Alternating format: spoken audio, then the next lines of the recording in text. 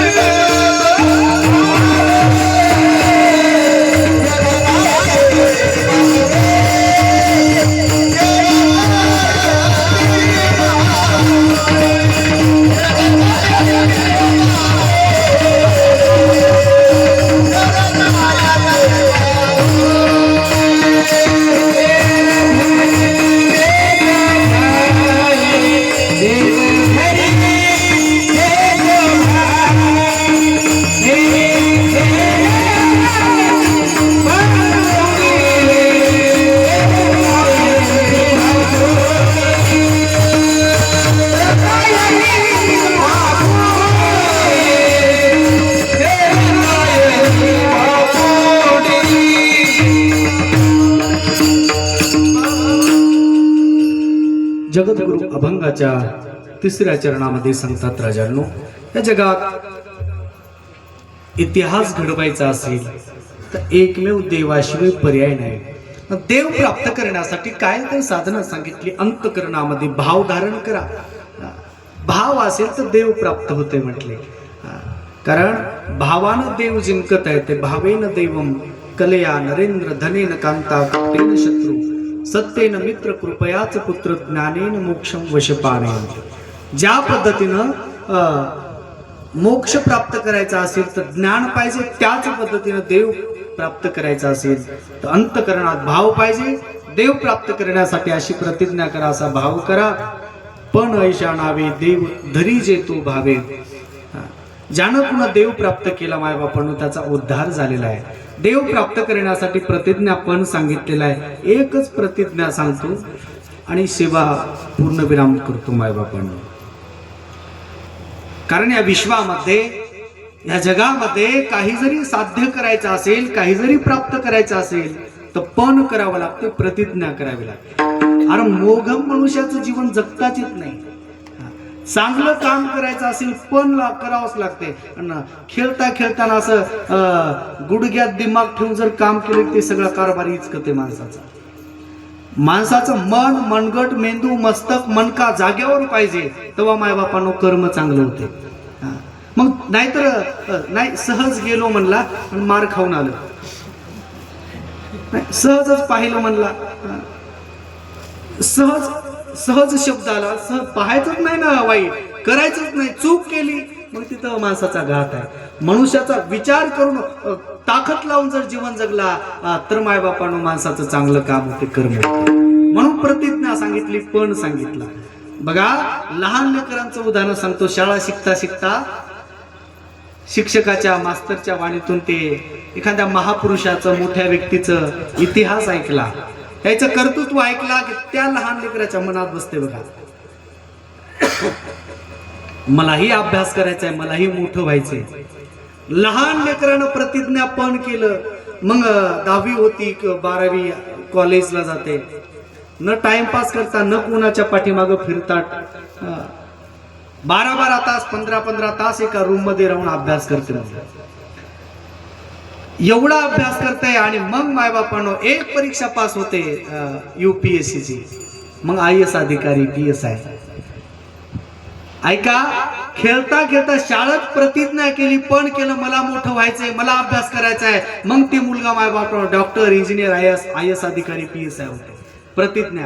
सामान्य संसारातलं छोटं पद प्राप्त करायचं असेल तर प्रतिज्ञा करावी लागते. मग मायबापांनो ज्याला देव प्राप्त करायचा आहे त्याला किती मोठी प्रतिज्ञा करावी लागेल. तरी अवधान वा सर्व सुखासी पात्र होईजे, हे प्रतिज्ञा उत्तर उघड आहे का, हे प्रतिज्ञा उत्तर.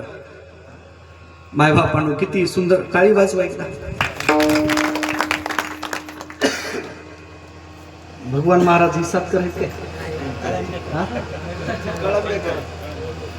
कळंबेकर बाबा आहेत का, ते मला दिसणं झाले हो जास्त. आता काय करा, वया मनानं व्हायले तसं. भगवान महाराज लिंबलेकर, कळंबेकर. वा वा, तुमचे नाव भगवान महाराज आहे? वा वा, एकदा पांचाळ बाबासाठी टाळ्या वाजवा. त्याने शेवटच गोड केला बघा, सुंदर ओवी सांगितली. ही अशी प्रतिज्ञा असेल तर देव प्राप्त होते. त्या महाभारतात ती प्रतिज्ञा सांगायची, शिवा संपवायची. पितामह भीष्माचार्यांचं का पितामह नाव पडलं यांना? भीष्म प्रतिज्ञा केल्यामुळं का त्यांची कीर्ती झाली, प्रसंग सांगायचे. या भारत देशाचा सम्राट हस्तिनापूरचा राजा ते शांतनू महाराज होते. मायबापांना शांतनू. आणि राज्यामध्ये फेरफटका मारता मारता त्या कोळ्याची मुलगी बघितली, त्या दासराजाची कोळ्याची पोरगी पाहिली, सत्यवती. तिला मत्स्यगंधा म्हटलंय कोणत्या पोथीमध्ये. त्या मुलीला पाहिलं आणि मथार बिघडलं आपल्या भाषेत. बाबा पोरीला पाहिलं, लग्न करायचं म्हणलं. याचं त्याचं सांगत नाही. भारत देशाचा सम्राट हस्तिनापूरचा राजा बिघडला मायबापांनो. मग त्याला जेवताना ही सत्यवती दिसायची. पाण्यामध्ये ती सत्यवती मत्स्यगंधा दिसायची. मग राजा बिघडल्यामुळं कारभार राज्याचा मागं पुढे झाला ना, हे लक्षात आलं गंगापुत्र देवव्रतांच्या. आपल्या पिताजींना वडिलांना काय झालंय म्हटले, 4 शिपायांना नौकरांना बोलवलं, काय झालं म्हटले वडिलांना, का राजे का असं करतायत. युवराज अरण्यामध्ये वनामध्ये फेरफटका मारताना त्या कोळ्याची मुलगी बघितली. त्या मत्स्यगंधेला सत्यवतीला बघितलं आणि महाराजांची लग्न करण्याची इच्छा झाली. हा देवव्रत पितृभक्त होता मायबापानं. त्या क्षणाला घोड्याला टाच मारले, त्या आई समोर हात जोडले, माते तुम्हाला माझ्या वडिलांसोबत लग्न करावं लागेल. तीही माऊली प्रामाणिक होती, तिनं धिक्कार केला, नाही करणार म्हटले लग्न. हात जोडले, भारत देशाचा सम्राट आहे, धन दौलत संपत्ती पैसा आमाप ऐश्वर्य आणि या भोगासमोर तुम्ही राज्याचा त्याग करता, राणीपदाचा भारत देशाच्या. तेवढ्यात ती सत्यवती म्हणले, अरे देवव्रता, अरे लग्न केलं असतं म्हणले, पण किती दिवस राहणार आहेत मालक, आता थोडे दिवस जीवन जगतील, मग आयुष्य मी वैधव्यामध्ये घालू काय म्हटली. काय करायचं त्या प्रॉपर्टीला, धन दौलत संपत्तीला, मालकच नसतील, सौभाग्य नसेल तर वैधव्यात मला जीवन जगायचं. नकार दिला. डोळ्यातून पाणी आलं, हात जोडले, माते तुम्हाला लग्न करावंच लागणार, कारण मी पितृभक्त आहे, मी जिवंत असताना मी माझ्या बापाची अशी अवस्था बघू शकत नाही. मग तिनं शब्द दिला, मी लग्न करायला तयार आहे, पण माझी एक अट आहे, माते काही सांगा, हा गंगापुत्र देवव्रत तुमची आट पूर्ण करायला तयार आहे. सांगितलं लग्न करते, पण जे मुलगा माझ्या पोटी जन्माला येईल त्याच्या भारत देशाचा हस्तिनापूरचा राजा होईल. आणि माते याला विरोध करणारा कोण आहे, एक हा गंगापुत्र देवव्रत आहे, आजच शपथ घेतो म्हणले. गादी राजगादी का पाहिजे, फक्त संसारासाठी, प्रपंचासाठी ना, स्वतःच्या सुखासाठी. आजपासून मी या राज्यपदाचा राज्याचा त्याग करेल. राज्याभिषेक घोषित केला होता आणि हस्तिनापूरचा भारत देशाचा युवराज यांना राज्य थोड्या दिवसात गादीवर बसवणार होते, पण आपल्या बापासाठी राज्याचा त्याग केला, शपथ घेतली. देव ब्राह्मण अग्नीला शपथ घेऊन देवव्रत गंगाव्रत शपथ घेतो की अजन्म ब्रह्मचारी अविवाहित राहील, मरेपर्यंत लग्न करणार नाही, आणि जे मुलगा तुमच्या पोटी जन्माला येईल त्याला गादीवर बसवेल, त्याची मरेपर्यंत सेवा करेल. अशी भीष्म प्रतिज्ञा घेतली, आणि जी प्रतिज्ञा घेतली तीच मरेपर्यंत प्रतिज्ञा पालन केली, म्हणून यांना नाव पडलं पितामह भीष्माचार्य.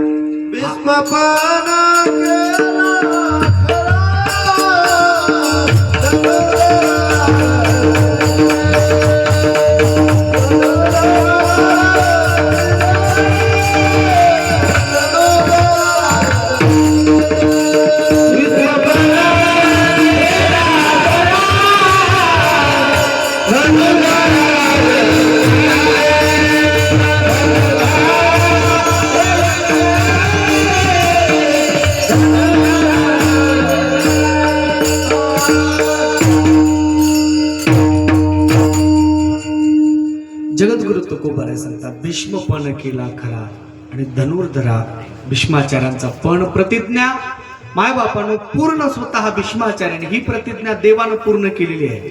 पांचाळ महाराज तुम्हाला अधिकार दिला म्हणजे तुम्ही माझा विषय वरचा खाली आणून सोडा. हा लिंक तुटली सगळी. देवानं प्रतिज्ञा पूर्ण केलेली आहे. मी पितामह भीष्माचार्यांची प्रतिज्ञा सांगू लागलो. म्हणून मायबापांनो, जे कोणी अशी पितामहांसारखी प्रतिज्ञा करते त्याला देव प्राप्त झाल्याशिवाय राहणार नाही. आणि मग अशी प्रतिज्ञा करणाऱ्या त्या व्यक्तीच्या आयुष्यामध्ये कीर्ती जीवन जगताना सोबत नांदते, आणि पाठीमागे गेल्याच्या नंतर त्याच्या कीर्ती शिल्लक राहते. तुकोबाऱ्या अभंगाच्या शेवटच्या चरणात सांगतात,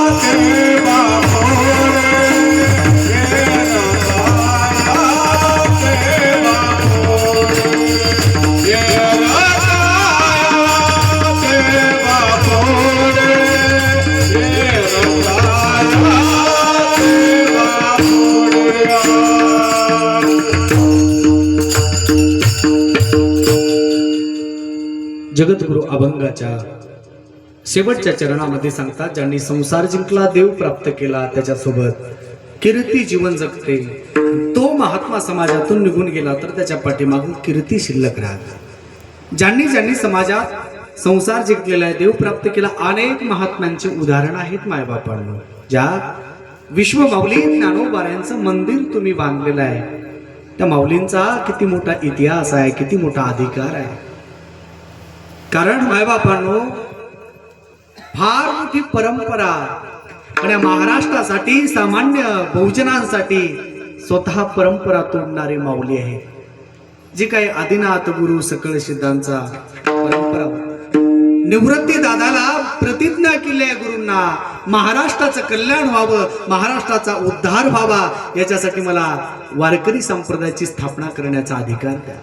ज्या विश्व माऊली ज्ञानोबाऱ्यांना या महाराष्ट्रानं त्रास दिला, या आळंदीनं त्रास दिला, मायबापांनो यांचाच उद्धार करण्यासाठी, यांचंच कल्याण करण्यासाठी माऊलींनी किती मोठा संघर्ष केलाय, किती मोठी क्रांती केली आहे.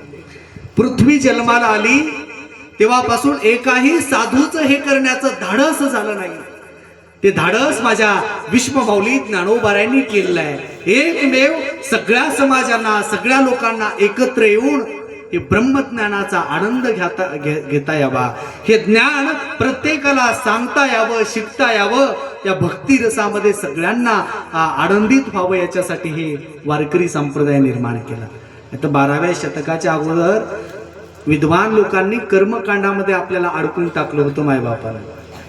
पण विश्व माऊली ज्ञानोबाऱ्यांनी तेच वेदशास्त्र सगळं शिकण्यासाठी सगळ्यांना अधिकार दिला. आणि आज मग मायबापांनो सगळ्या बहुजन समाजातील सगळ्या सामान्य जातीतले लोक महाराज व्हायला लागले, संत व्हायला लागले, कीर्तनकार व्हायला लागले, गुरु व्हायला लागले. किती मोठी क्रांती केली विश्व माऊली ज्ञानोबाऱ्यांनी. नाहीतर आपल्या कुळात जन्माला आलेल्या लोकांना संत पदवी, गुरु पदवी इतिहासात कुठेच नाही. मायबापांना माझ्या समोर बसला कोणताही बहुजन समाज असतो, आपल्या समाजामध्ये इतिहास बघा, हे 18 पगड जाती सगळे आता नाव घेत नाही, पण इतिहासामध्ये नाहीत हे संत. पण माझ्या विश्व माऊली ज्ञानोबाऱ्यांनी अख्ख्या बहुजनांना संत ही पदवी दिली, गुरु ही पदवी दिली. आणखी पुढे जाऊन सांगतो मायबापांनो, दुसरे संप्रदाय, दुसरे पंथ तुम्हाला गुलाम बनवतील, पण वारकरी संप्रदाय हे तुम्हाला स्वतःची संतांची गादी देणारा, संत गुरु हे पद देणार आहे. काहीच नाही, थोडा 5 मिनिटं वेळ तुमचा चाललाय म्हणून जर असं तुम्हाला झळया लागत असतील, पण आता सहन करा. काय करावं आता, माझा विषय संपला नाही ना.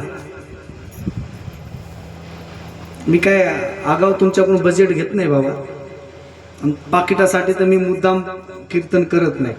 हा, फक्त आपली मस्तीन हे अभ्यास केलेला फक्त जिरवण्यासाठी मी कंबर बांधतो, दुसरं काहीच नाही. आपण निक असेल तर मग लोकांना ज्ञान सांगावं, नाही तर आपण कारण मायबापांनो विश्व माऊली ज्ञानोबाऱ्यांची ताकद सांगायला. ज्या माऊलींचं मंदिर बांधलंय फक्त सहज विषय आला आणि कार्यकर्त्यांनी मला सांगितलं जराशी माऊली सांगा, पण माझ्या अभंग सोडवण्या अभंग सांगण्याच्या भानगडीत मला माऊलीकडे जाताच आलं नाही माझ्या बापाला. कारण आमच्यासारखे 10 वर्ष वारकरी संप्रदायाचा अभ्यास करणारे मुलं, 10 वर्षापूर्वी आमचं जीवन बघितलं तर आमच्या घरी पाटीलकी, आमच्या घरी सावकारकी होती बाबा.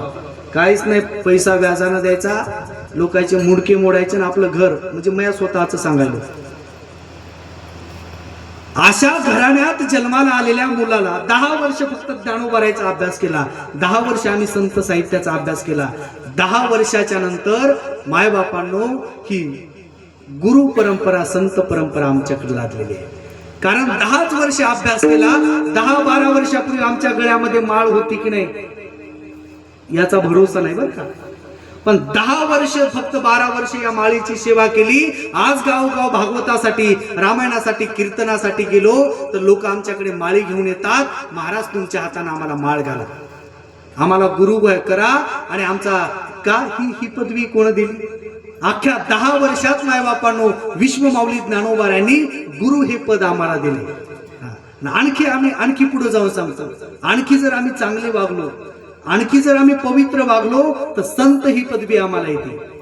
चांगले वागलो तर एवढा अधिकार विश्व माऊली ज्ञानोबाऱ्यांनी हा प्रत्येकाला, मलाच नाही, समोर बसलेल्या प्रत्येक लोकांनी अभ्यास केला, हरिपाठ पाठ केला, गाथा पाठ केली, ज्ञानेश्वरी पाठ केली, की त्याला ही गादी मायबापांना ज्ञानोबाऱ्यांनी दिलेली आहे. संत पद दिले, गुरुपद दिले.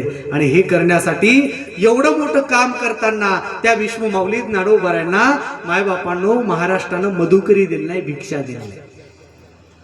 आई वडिलांना मायबापांनो गमावलेला आहे, देहांत प्रायचित्त घेतलं. त्या आळंदीमध्ये सिद्ध बेटामध्ये भिक्षा मधुकरी मागावे आणि घरातून आवाज आला, अरे ज्ञान्या, अरे संन्याशाचे पोर आहेत, आमचं गाव बाटलं, घर बाटवलेलं आहे, चल चालता हो. कुणी अंगावर पाणी फेकायचं, कुणी शेण फेकायचं, कुणी चिखल फेकायचं. गावातून एखाद्या आईला दया